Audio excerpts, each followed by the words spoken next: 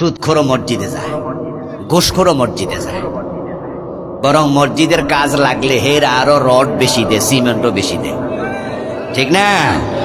কারণ যারা হালাল কামায় তাদের টাকা তো একটু কম, এই হারাম খোরের টাকা তো বেশি। এই জন্য হে একাই 1 টন দিয়া দেয় রড, 500 বস্তা সিমেন্ট দিয়া দেয়, হে আরো বেশি দেয়। আবার ঘুষখোরেরা সুদখোরেরা বেশি দেওয়ার পিছনে আরেকটা কারণ আছে।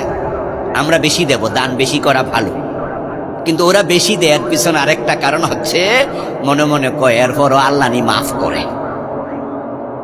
হাসরের দিন আল্লাহ যদি ধরে যে সুদ খাইলি কেন, তাহলে আমি কমু যে আল্লাহ আমি একা খাই নাই, তোমার মসজিদেও দিছি।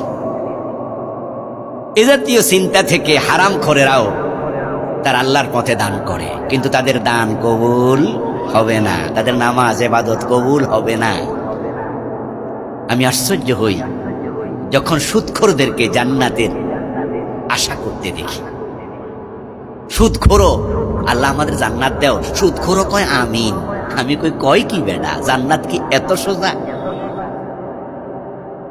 قال رسول الله صلى الله عليه وسلم من أكل درهم ربا وهو يعلم أنه أشد من 36 زينا।